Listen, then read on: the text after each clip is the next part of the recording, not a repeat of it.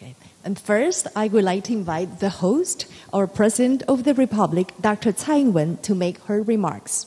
Yes, I'd like to take this opportunity to reiterate the Taiwanese people's warm welcome to Speaker Pelosi and the delegation. We're grateful for the delegation's visit under such challenging circumstances as a demonstration of unwavering support to the people of Taiwan. The Speaker's presence here in Taiwan serves to boost public confidence in the strength of our democracy. We can do this more effectively, really achieving the goals for Taiwan that we all told Speaker Pelosi aspire to, but don't understand as fully as we do now because of this trip. So again, it's a great pride for us today, the first woman speaker in the House, meeting the first woman president of Taiwan. We have some enthusiasm for that, and again, we're very proud of our representatives. Military exercises are unnecessary sponsors.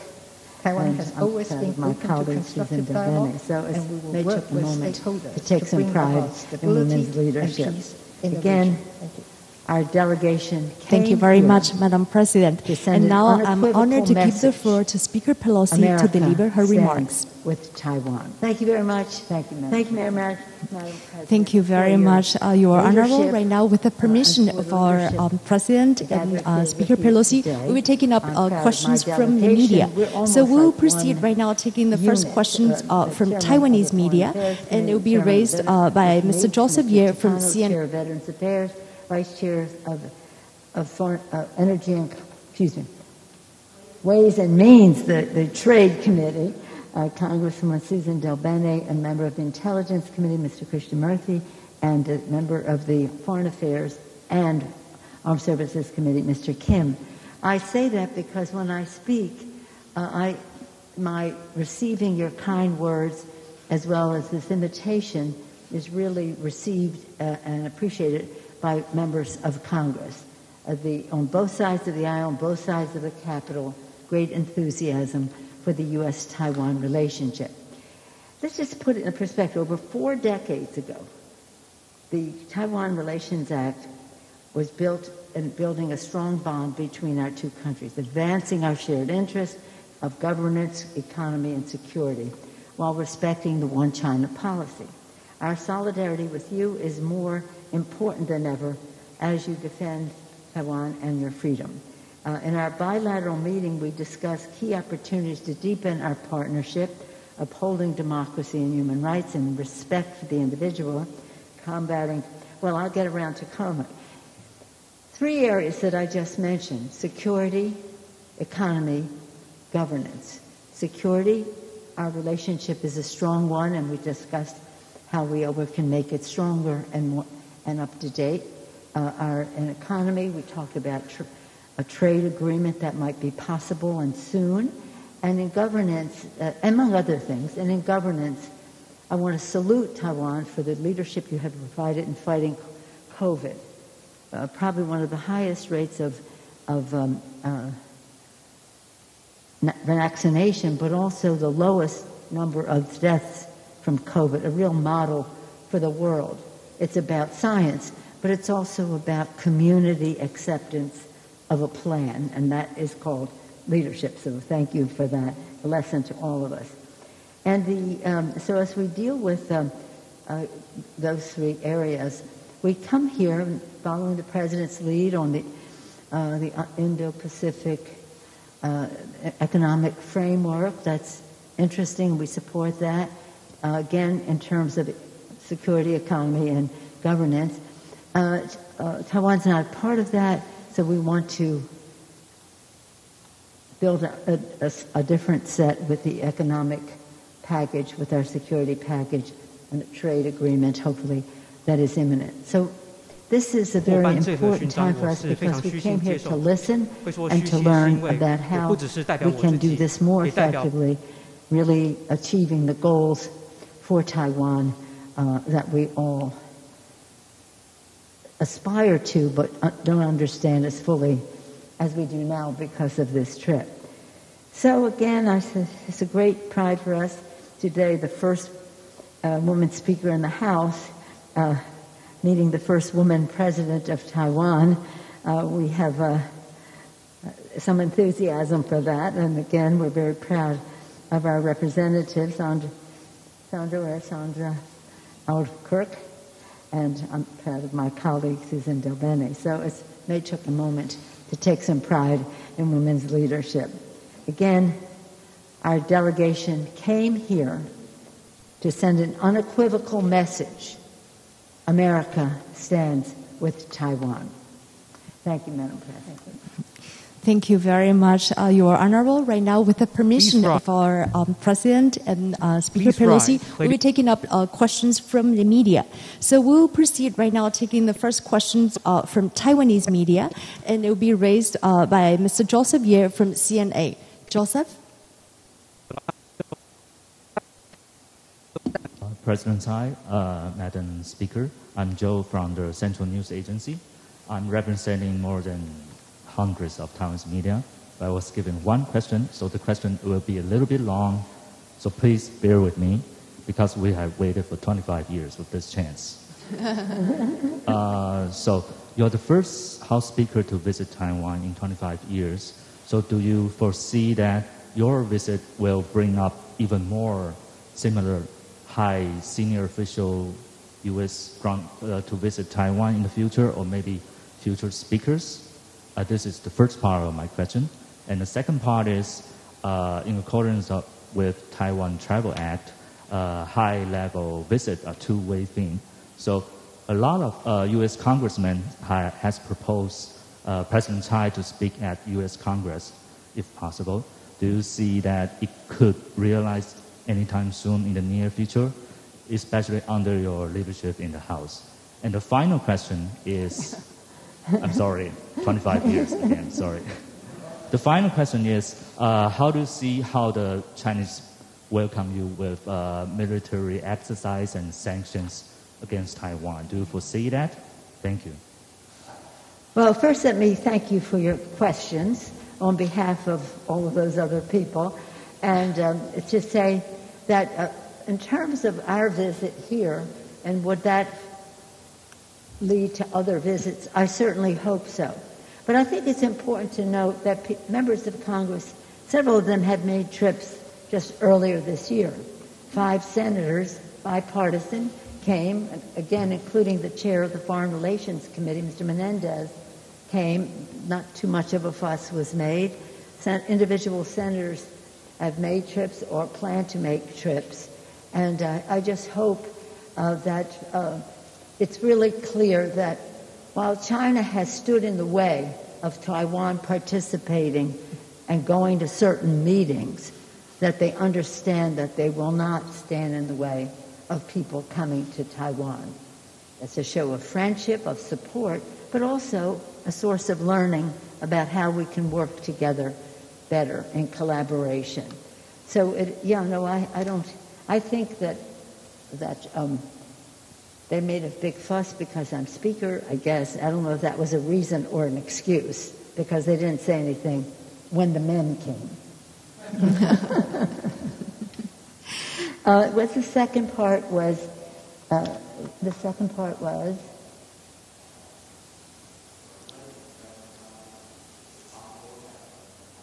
Invited to the U.S. Congress to make... Oh, that was the third part, but I'll go there. Okay. That was the third part, I thought. We haven't had a joint session in probably 3 years in Congress, partially because of COVID, but even before that it was Christmas and all that. So we haven't had many joint sessions. But we have tried to accommodate visits by bringing together,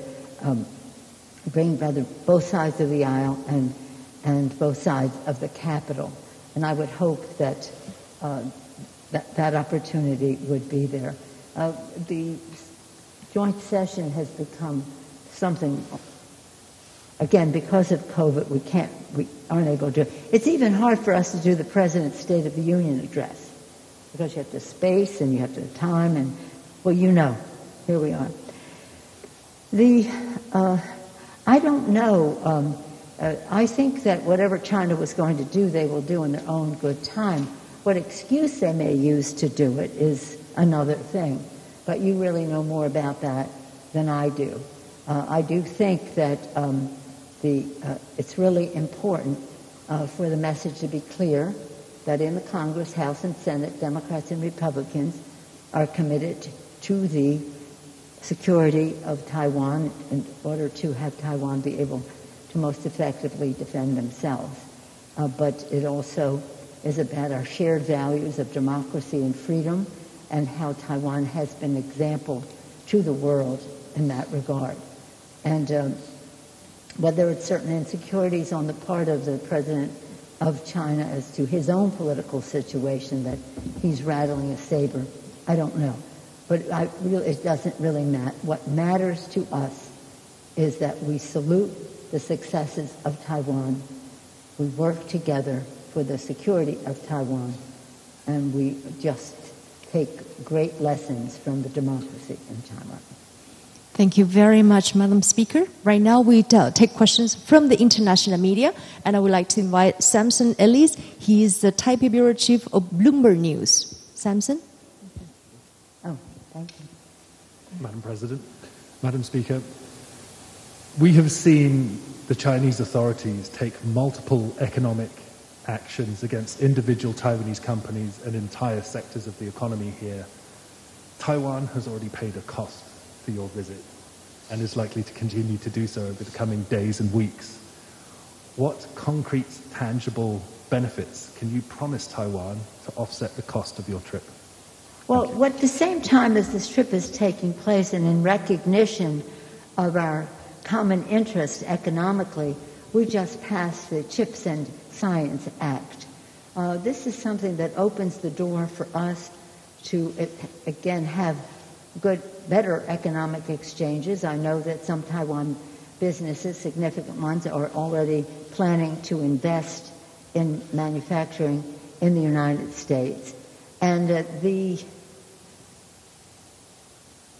ingenuity, the entrepreneurial spirit, the brain power, whatever, the intellectual resource that exists in Taiwan, and the success of the tech industry here, for one sector, has been really a model. And again, we want to increase our relationship. So I think that I would be saying that would be a goal we share, but with the CHIPS Act, we're really facilitating reaching that goal. And it's pretty exciting. It's pretty exciting, and I think that you will see a recognition of the scientific success that Taiwan has had, being a model for how we go forward. That's why our bill is called CHIPS and Science. Thank you very much, Madam Speaker. Right now, last but not the least, we will have a representative from the Japanese media, Mr. Ishido Koichiro-san. He is the bureau chief of Asahi Shimbun of Japan. Hello. 你好，总統。Konnichiwa. Hello, Speaker Pelosi. Konnichiwa. Thank you very much for taking my questions. My question is about the Chinese democracy. Now we are witnessing the Chinese authorities increasing various pressures, not only to Taiwanese people and Hong Kongese, but to their own citizens, I mean the Chinese people. And as a strong and long-time advocate of democracy, please let us share your ideas. How the democratic countries, including South Korea, Japan, where you are heading to, can deter China from invading Taiwan militarily, and how we can guide China toward a democratic political system. Thank you. Well, two things. In the context, your question comes in the context of right now a struggle between autocracy and democracy in the world. We cannot back away from that. And so as China goes and uses its soft power, money, and whatever into many countries in order to get their support at the UN and other bodies, we have to recognize that has some effectiveness because it's a lot of money and it's promises that may or may not ever be kept. So when we talk about Taiwan in that context, we have to talk from strength. We have to talk from strength. We have to talk from what Taiwan has been so good about is being technologically advanced, whether it's in business or security. And we have to show the world, and that's one of the purposes of our trip, to show the world the success of the people of Taiwan, their courage to change their own country to become more democratic, their respect for people and the rest, and quite frankly, a model in this region in that respect, in those respects. So strength, goodwill, and again, the demonstration of a democracy that has evolved to a stronger place now, and it offers a very strong contrast to what's happening on mainland China. No more evidence needed than what happened in Hong Kong under one country, two systems. It didn't happen. But again, we're not here to talk about mainland China. We're here to talk about Taiwan. We have our our Taiwan Relations Act. We support the communiques, this, that, and the other thing that had gone before. So we're supporters of the status quo and the rest. We don't want anything to happen to Taiwan by force. So strength, and one of the biggest sources of strength is democracy. I said at a meeting earlier with the parliamentarians, in our earliest days of our founding of our country, Benjamin Franklin, President Tsai, said, freedom and democracy. Freedom and democracy on one thing, security here. We can't have either if we don't have both. So, security, economics, security, economy, and again, and governance, they're all related, and we want Taiwan to always have freedom with security. And we're not backing away from that. Okay? Thank you very much. Anything you'd like to add to anything? Okay. Thank you so very much, ladies and gentlemen. Today's event is especially important because we are witnessing the historical visit of Speaker Pelosi to Taiwan to convey the message of the U.S. support to Taiwan. So we know, in a challenging time like this, Taiwan is not alone. We also would like to thank very especially to President Tsai Ing-wen for her leadership, her resilience, strength, and wisdom shown in leading Taiwan. Also, our sincere appreciation goes to the distinguished members of the U.S. Congress who accompanied Speaker Pelosi in her trip, and your friendship means a lot to us. Thank you so much for being here in Taiwan. Also, thanks for the presence of so many officials from the U.S. side, from the Taiwan side, whose effort made this event possible. Thank you also very much to the media friends with us today, and also hundreds right now watching the live transmission. Thank you very much to you all. Have a great day.